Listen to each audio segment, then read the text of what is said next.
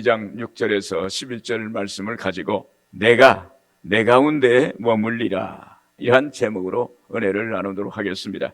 하나님의 임재를 경험한 사람은 다릅니다. 하나님에 대한 확신이 있고 신앙이 반석 위에 세운 집처럼 든든히 서가는 것을 봅니다. 그러나 하나님과의 만남이 없으면 오랜 신앙생활을 했음에도 문제가 오고 그리고 어려움이 왔을 때 흔들릴 때가 많이 있는 것을 보게 됩니다. 만남의 경험을 해야 하나님이 비로소 나의 하나님이 되는 거예요. 하나님의 만남을 체험이 있다면 하나님이 나의 하나님이 되는 것입니다. 전지전능하신 하나님이 나의 하나님이 되면 어떤 환경 속에서도 흔들리지 않고 또 어떠한 어려움과 그러한 조건에서도 다시 도전하고 일어설 수가 있게 되는 것입니다. 그래서 성경이 이렇게 말합니다. 할 수 있거든요. 무슨 말이냐? 믿는 자들에게는 능치 못할 일이 없느니라. 여러분은 어떻게 예수님을 만나게 되었습니까? 만남의 체험이 다 다릅니다. 사람이 얼굴이 다르듯이 하나님을 만나는 장소도 다르고 만나는 때도 다르고 만나는 조건도 달라요. 그러나 하나님을 만나면 우리의 삶이 달라진다는 거예요. 우리의 삶의 모습과 삶의 내용이 달라지게 되는 것입니다. 오늘 여러분들의 삶 속에서 하나님을 만남으로 삶의 모습과 삶의 내용이 달라지는 은혜가 있기를 주의 이름으로 축원을 드립니다. 오늘 말씀을 보면 이스라엘 백성들은 바벨론 땅에 포로로 잡혀갔지만 그곳에 오래 있다 보니 정이 들어서 생활터전을 잡게 된 사람들이 많았습니다. 그래서 바사의 고레스 왕이 고국 예루살렘으로 돌아가라는 귀한 명령을 내렸는데도 일부만 예루살렘으로 돌아가고 일부는 이방 땅 바벨론에 머물고 있게 되었던 것입니다. 그때 하나님께서 스가랴 선지자에게 환상 중에 예언을 하십니다. 이스라엘 백성들을 향해서 죄악의 땅 바벨론에서 나와서 하나님의 소망이 있는 예루살렘으로 돌아오라고 이렇게 말씀합니다. 그리고 그날에 하나님의 때 많은 나라들이 하나님의 백성이 될 것이라고 말씀합니다. 그때 하나님이 오셔서 너희 가운데 머물겠다고 이렇게 예언을 하십니다. 스가랴서 2장 11절에 그랬습니다. 그날에 많은 나라가 야훼께 속하여 내 백성이 될 것이요 나는 내 가운데 머물리라. 하나님이 우리 가운데 오셔서 머문다는 거예요. 그것이 바로 하나님의 임재입니다. 하나님이 우리와 함께 하심입니다. 내가 내 가운데 머물리라는 말씀은 하나님의 임재를 말씀하고 있습니다. 오늘 여러분께서도 하나님의 임재를 체험하고 그리고 하나님의 임재를 소망하는 여러분들 되기를 바랍니다. 하나님이 우리 가운데 머물게 되려면 죄와 어둠에서 나와야 합니다.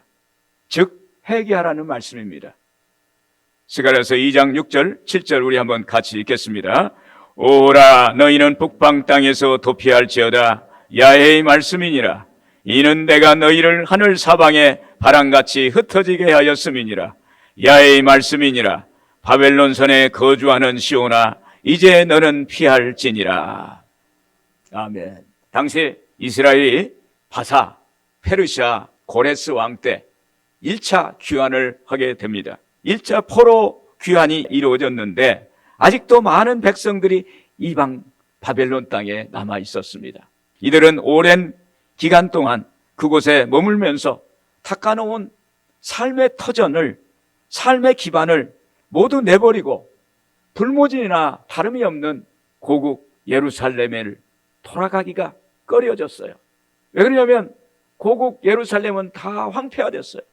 예루살렘 성전도 파괴되고 예루살렘 성벽도 무너져 버렸어요. 그래서 이미 털을 닦은 그 바벨론을 놓고 예루살렘으로 돌아간다는 것이 어려웠습니다. 그래서 그들은 바벨론 땅에서 머물러 편안히 살고자 했던 것입니다. 그러나 하나님은 자기 백성들에게 지금 머물고 있는 바벨론 땅, 죄악이 관영한 땅에서 나오라는 거예요. 하나님의 심판이 곧 임할 것이다.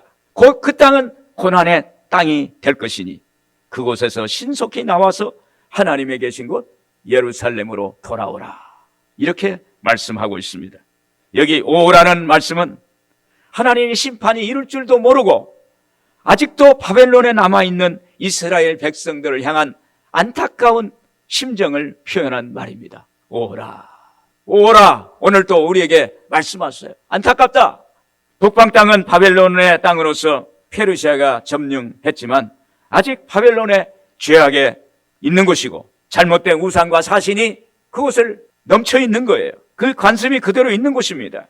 그래서 하나님은 죄악이 있는 땅에서 나오라, 우상과 사신 있는 곳에 나와라, 이렇게 말하고 있습니다. 그래서 다시 스가랴서 2장 6절 보면 그렇습니다. 오라, 너희는 북방 땅에서 도피할지어다. 2장 7절에 보면 바벨론 성에 거주하는 시온아, 바벨론 성에 거주하는 이스라엘아, 이제 너는 피할지니라. 이렇게 하나님께서 자기 백성들에게 북방 땅에서 도피하라고 말합니다. 영적인 죄악의 세상에서, 어둠에서 도피하라, 나오라, 이렇게 말합니다.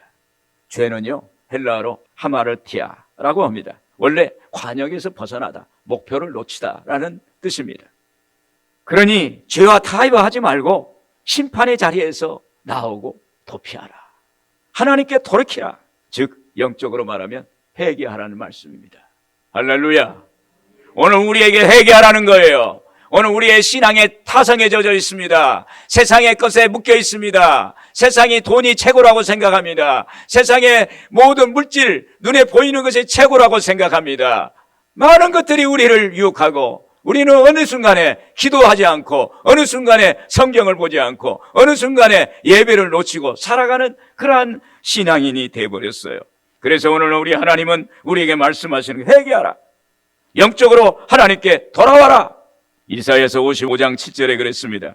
악인은 그 길을, 불의한 자는 그 생각을 버리고 야훼께로 돌아오라. 잘못된 길에서 돌아오라. 회개하고 돌아오라. 오늘 우리에게 말씀하십니다.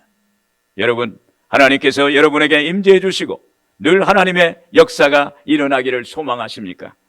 이 소망이 있다면 반드시 필수적인 것은 회개라는 거예요. 회개를 해야 돼요. 오늘 여러분 응답받기 위해서, 내가 복을 받기 위해서, 나의 마음의 소원을 이루기 위해서는 하나님께 회개를 해야 돼요. 예수님, 나의 죄를 용서해 주세요. 입으로 회개하는 거예요.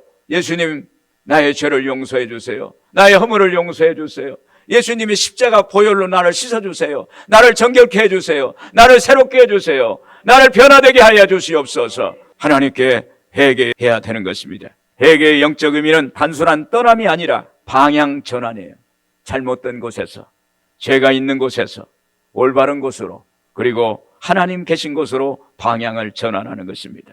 내 삶의 중심을 하나님께 다시 맞추는 것입니다. 이것이 진정한 회개입니다. 그래서 회개하라는 말은 죄악된 곳에서, 잘못된 곳에서 나오고 내 허탄한 마음을 내려놓고 인생의 모든 무거운 짐을 주님께 내려놓고 하나님을 바라보라는 것입니다. 예수 전도단 창설자 로렌 커닝햄 목사님은요, 청년 시절에 친구가 시골에 살고 있는데 친구 집에 놀러 갔습니다.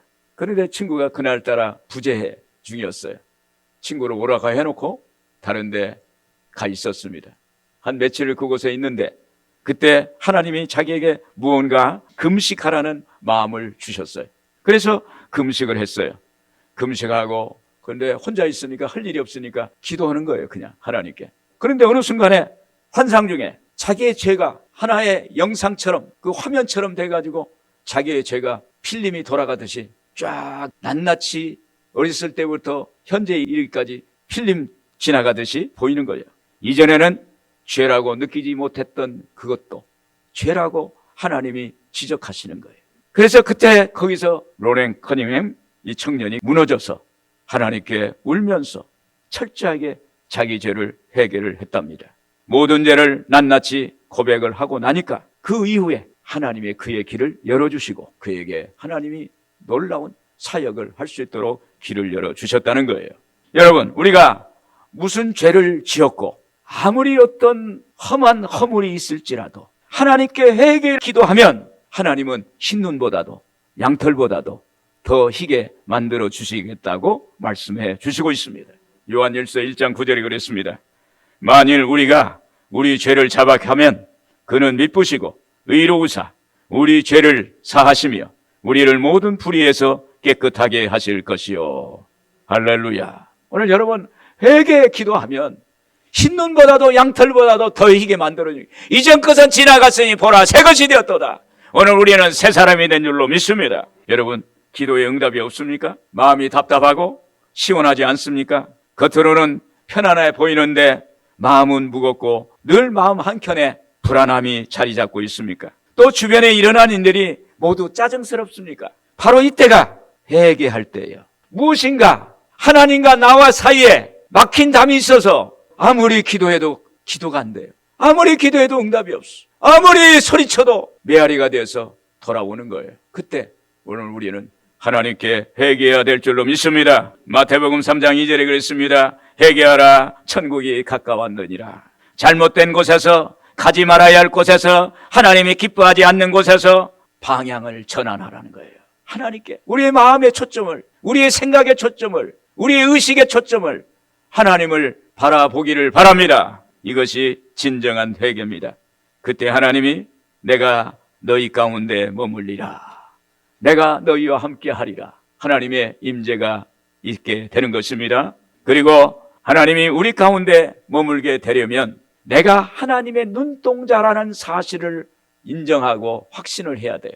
스가랴서 2장 8절 9절 우리 한번 같이 읽겠습니다. 만군의 야훼께서 이같이 말씀하시되 영광을 위하여 나를 너희를 노력한 여러 나라로 보내셨나니 너희를 범하는 자는 그의 눈동자를 범하는 것이라. 내가 손을 그들 위에 움직인즉 그들이 자기를 섬기던 자들에게 노략거리가 되리라 하셨나니 너희가 만군의 야훼께서 나를 보내신 줄 알리라. 스가랴서 2장 8절 전반절에 보면 하나님은 영광을 위해서 너희를 노략한 여러 나라로 보내셨나니, 여기서 나는 야훼의 사자를 말합니다. 하나님의 사자, 나를 보냈다. 그리고 너희는 누군가 하면 이스라엘 말입니다. 하나님의 사자가 이스라엘을 어렵게 하고 고통을 주고 노략한 그 나라들에게 보냈다는 거예요. 심판하러 보냈다는 거예요. 즉 하나님은 자신의 영광과 이스라엘을 위해서 하나님의 사자를 이스라엘을 노력한 여러 나라에 보내어 심판하시겠다 이 말입니다. 이어서 하나님의 사자를 보내어 심판하시는 이유에 대해서 말씀합니다. 스가랴서 2장 8절 후반절에 그렇습니다. 너희를 범하는 자는 그의 눈동자를 범하는 것이라. 너희 이스라엘을 범하는 자, 이스라엘 고통을 주는 사람은 그의 눈동자, 하나님의 눈동자를 범하는 것이다. 여기서 하나님의 백성, 하나님의 자녀를 하나님의 눈동자라고 말해요. 할렐루야. 오늘 우리는 하나님의 눈동자인 줄로 믿습니다. 인체에서 눈은 제일 민감해요. 그리고 제일 소중합니다. 눈에 뭔가 들어가려면 어때요? 저절로 눈꺼풀이 그 눈을 감아요. 우리는 하나님의 눈동자예요. 할렐루야. 그래서 우리 하나님이 우리를 보호해 주시는 줄로 믿습니다. 그러므로 하나님이 바벨론을 심판하시는 것은 하나님의 눈동자 이스라엘을 범했기 때문이라는 것입니다. 여러분, 우리는 하나님의 눈동자라는 사실을 기억하길 바랍니다. 그러므로 우리는 하나님의 귀중한 존재예요. 여러분, 하나님의 눈동자는 어때요? 하나님이 눈이 안 보이면 어떻겠어요? 큰일 나잖아요.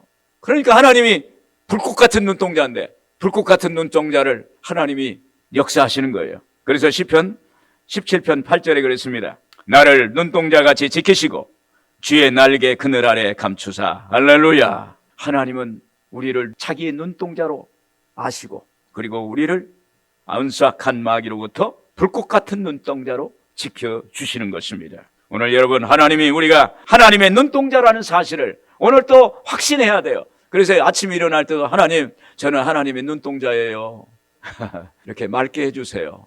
하나님 눈동자가 병들면 되겠어요? 좀 하나님 저 고쳐주세요. 이렇게 해야 돼요. 하나님은 인격적인 하나님이에요. 지정인을 갖고 있어요. 내가 너를 사랑한다. 내가 너를 지켜주겠다. 의지적인 하나님. 이성적으로 내가 너를 안다. 내가 너를 알고 있다. 이러한 지정인을 갖고 있는 그러한 하나님이십니다. 하나님의 눈동자라는 사실을 하나님께 말씀하고 하나님의 은혜를 받기를 바랍니다. 또한 누구에게나 살면서 자기 앞을 가로막는 벽이 있고 큰 산이 있기 마련입니다. 그러나 중요한 것은 인생의 벽 앞에서 주저앉거나 망설이지 말고 앞으로 달려나가라고 말씀합니다. 시편 18편 29절에 보면 내가 주를 의뢰하고 적군을 향해 달리며 내 하나님을 의지하고 담을 뛰어넘나이다. 뛰어서 달려서 우리를 막고 있는 그 벽을, 그 담을 뛰어서 넘어간다는 거예요. 왜 그럴까요? 그것은 하나님이 우리와 함께 하시기 때문입니다. 할렐루야. 하나님이 우리를 도와주시기 때문이에요. 우리의 보호자가 되시기 때문에 우리는 능히 하나님을 의지하고 담을 뛰어넘을 수가 있게 되는 것입니다. 또한 그분은 광야에 길을 내고 사막에 샘을 만드시는 분이기 때문이에요. 결국 우리는 하나님의 눈동자입니다. 하나님의 눈동자이기 때문에 우리는 앞으로 달려가야 돼요. 벽이 있으면 그 벽을 뚫어서라도 문을 만들어서 나가게 할 수 있는 분이 하나님이라는 사실을 믿기를 바랍니다. 누가복음 10장에 보면 어느 날 예수님께서 70인 제자들을 불러서 그들을 훈련시키고 영혼 전도로 보냅니다. 그러면서 누가복음 10장 1절 2절에 보면 그 후에 주께서 따로 70인을 세우사 친히 가시려는 각 동네와 각 지역으로 둘씩 앞서 보내시며 이르시되 추수할 것은 많되 일꾼이 적으니 그러므로 추수하는 주인에게 청하여 추수할 일꾼을 보내주소서 하라. 예수님께서 제자들을 훈련하시고 실제 영혼 전도를 위해 세상에 내보내십니다.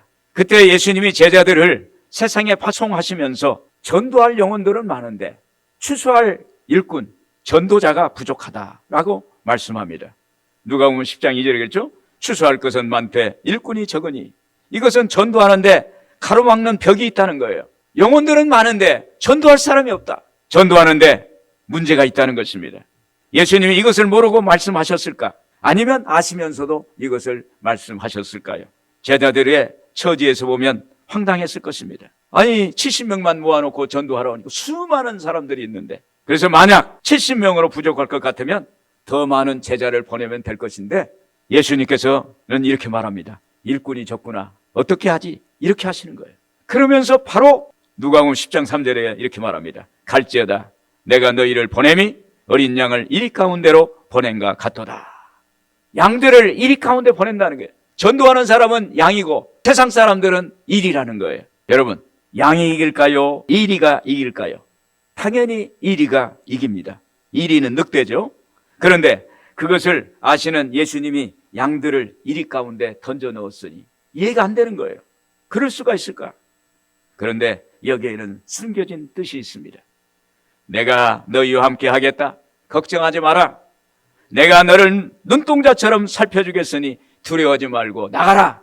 할렐루야. 오늘 여러분, 하나님께서 우리를 이리 가운데 던져 넣었을 때는 하나님이 함께 하시겠다는 그러한 약속이 있는 것입니다. 그래서 오늘 우리는 하나님의 눈동자예요.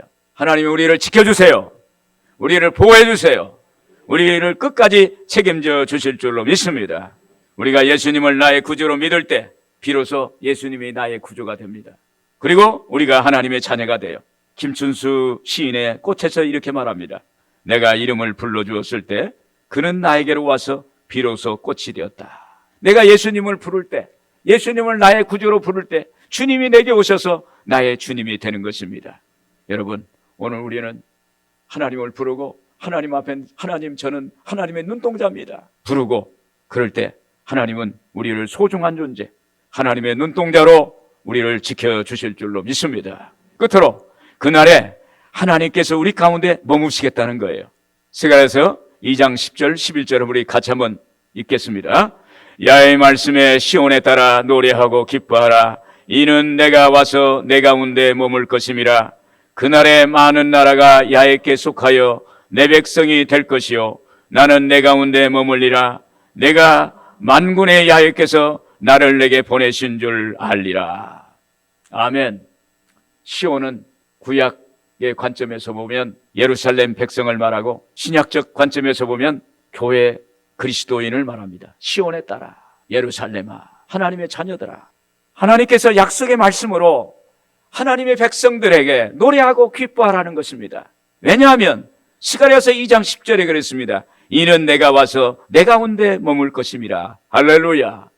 하나님이 와서 임재하시니까 내가 노래하고 기뻐하라. 머문다는 말은 나그네가 얼마 동안 임시적으로 머문다는 것이 아니라 하나님께서 아예 장막을 치고 우리와 함께 거하시겠다는 거예요. 오늘 여러분, 하나님이 우리와 함께 거하시면 어떨까요? 세상과 나는 간 곳 없고 구속한 주님만 보이도다. 할렐루야. 하나님이 예나 지금이나 다른 게 없어요. 구약이나 신약이나 이 예수 믿고 처음 오늘 이때까지 하나님이 오시면 모든 것이 끝나는 거예요. 할렐루야. 하나님이 꿈속에서 나타나셔서 오늘 내가 너에게 복을 주노라 하면 복 받은 거예요. 할렐루야. 그리고 어떤 분은 꿈속에서 예수님이 나타나셔가지고 이렇게 머리에 이렇게 안수기도 했는데 그 다음날 암병이 떠나셨어요. 할렐루야. 하나님의 역사가 나타나는 거예요. 이와 같이 약속의 하나님이 우리 가운데 임재하시니까 너희는 노래하고 기뻐하라는 것입니다. 창세기에서는 하나님의 임재를 하나님의 영이 수면 위에 운행하시느냐라고 이렇게 표현하고 있어요. 창세기 1장 2절에 그렇습니다. 하나님의 영은 수면 위에 운행하시니라. 이 말씀은 하나님의 강한 임재를 말합니다. 하나님의 영이 혼돈하고 공허한 세상에 임재하셔서 날지 못하는 독수리 새끼 같은 인간들을 품고 돌보신다는 것입니다. 하나님의 임재면 우리를 품어주세요. 마치 하나님의 영이 수면을 운행하는 것처럼 수면을 덮고 거기에서 하나님의 창조가 일어나는 것처럼 하나님이 우리를 보호하고 그리고 우리 안에 역사하시는 거죠. 그러면 하나님이 임재하시는 곳에는 죽은 자가 살아나고 병든 자가 고침받고 문제 해결되는 역사가 일어나게 되는 것입니다. 미국의 한 사회학자가 자신의 강의를 듣는 학생들에게 과제물을 내주었어요. 미국의 볼티모어에 있는 유명한 빈민가가 있는데 그곳에 사는 청소년 200명을 생활 환경을 조사하는 일이었어요. 조사를 마친 뒤 학생들은 청소년들의 각자의 미래에 대해서 평가서를 썼는데 평가서의 내용은 모두 같았어요. 이 아이들에게는 전혀 미래가 없습니다. 아무런 기회가 주어지지 않았다고 이렇게 보고를 했어요. 그 뒤에 25년이 지난 뒤에 다른 교수가 이 평가서를 보고 현재 어떤 삶을 살고 있을까? 이 청소년들이 어떻게 살고 있나? 조사 결과를 다시 추적을 했어요. 조사를 했습니다. 그런데 200명 중에 다른 지역으로 이사간 사람 20명을 제외하고는 나머지 180명 중에 176명이 변호사가 됐어요. 의사가 됐어요. 사업가가 됐어요. 대학 교수가 됐어요. 사회 지도층이 됐어요. 어려운 환경에서 자란 이 청소년 200명이 그 중에 180명이었는데 조사 결과에는 근데 그 아이들이 176명이 변호사, 의사, 교수, 사업가, 사회 지도층이 되었다는 결과 보고가 있는 것입니다. 그 결과에 놀란 교수는 그 이유를 찾아봤어요. 잘된 학생에게 물어봤어요. 당신이 성공할 수 있었던 가장 큰 이유는 뭡니까? 이 질문에 여선생님 한 분이 계셨기 때문입니다. 그래서 그 여선생님을 찾아가서 인터뷰를 했어요. 선생님 때문에 아이들이 다 성공했다는데 무슨 말입니까? 그러니까 그 여교사가 나는 그 아이들을 사랑했을 뿐입니다. 할렐루야. 사랑이라는 것이 모든 것을 덮었어요. 연약하고 절박하고 물질적으로 부족한 그 모든 것을 다 품고 그들에게 희망을 주고 꿈을 주고 용기를 줘서 그들이 훌륭하게 되었다는 얘기입니다. 여러분, 하물며 하나님이 함께 하셔서 눈동자같이 우리를 살피시고 독수리가 새끼를 품듯이 우리를 품으시면 여러분 어떨까요? 놀라운 역사가 일어나게 되는 줄로 믿습니다. 여러분, 우리가 하나님 안에 있으면 우리가 하나님께 예배하고 기도하고 찬양하면 하나님이 우리를 품는 거예요. 여러분, 예배가 굉장히 중요합니다. 어떤 분은 집에서 뭐 예배 드린다고 하는데 그건 예배 드리는 건요, 이 하나님의 공동체에 나와서 같이 찬양을 하고 기도를 하고 말씀을 듣고 받고 하나님께 헌물을 드리고 그리고 축도를 하고 그 자리에 하나님께서 계세요. 그때 말씀이 선포될 때 아멘 할 때 하나님의 말씀이 아멘으로 받으면 그 말씀이 하나님 말씀으로 받았기에 하나님의 역사가 일어나게 되는 거예요. 그래서 성령이 운행하는 거예요. 우리가 예배 드리고 나서도 마음이 클클하고 답답하면 그분은 예배를 덜 드린 거예요. 예배를 신령과 진정을 드리면 하나님의 기쁨을 줍니다. 세상에서 알 수 없는 희한하고 신비한 하나님의 은혜가 임하게 되는 거예요. 그 은혜가 아침 이슬처럼 쌓이고 쌓이고 쌓이고, 그럴 때 어느 날 하나님의 복이 활짝 꽃이 핀 것처럼 하나님의 복을 주실 줄로 믿습니다. 그리고 하나님이 우리 가운데 나에게 임하시면 기쁨이 옵니다. 스가랴서 2장 10절에 그랬습니다. 야훼의 말씀에 시온에 따라 노래하고 기뻐하라. 이는 내가 와서 내 가운데 머물 것임이라. 하나님의 임재가 오면 하나님의 자녀들이 노래하고 기뻐한다는 기쁨이 넘쳐요.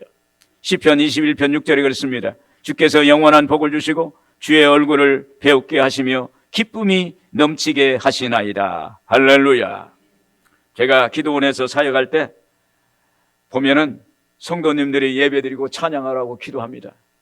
그리고 안수기도를 받습니다. 어떤 분은 성령을 받아요. 어떤 분은 혼자 기도굴에 가서 예배드리고 나서 기도굴에 가서 기도할 때 성령을 받습니다. 그때 그들의 얼굴을 보면 그냥 세상 근심 사라지는 거예요. 그냥 오직 하나님만 보이는 거예요. 여러분, 하나님이 보이면 문제 다 해결돼요.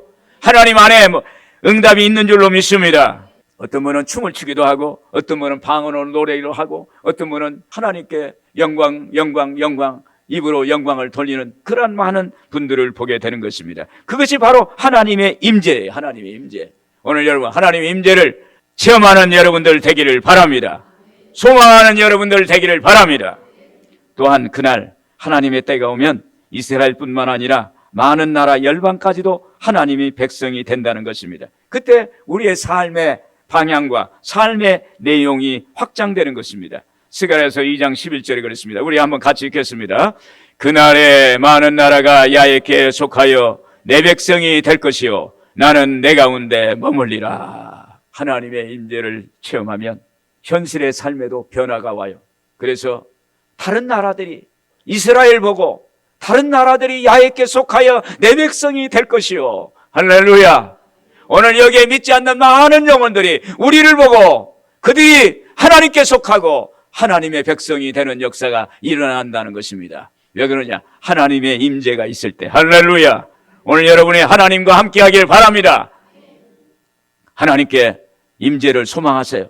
그러면 하나님께서 영적인 세계를 주관하시는 하나님이 우리를 보호하시고 인도하시고 우리의 삶 가운데 하나님께서 기쁨을 주시고 능력을 주시고 우리의 삶의 영역을 확장시켜 주시는 놀라운 역사가 있게 될 줄로 믿습니다.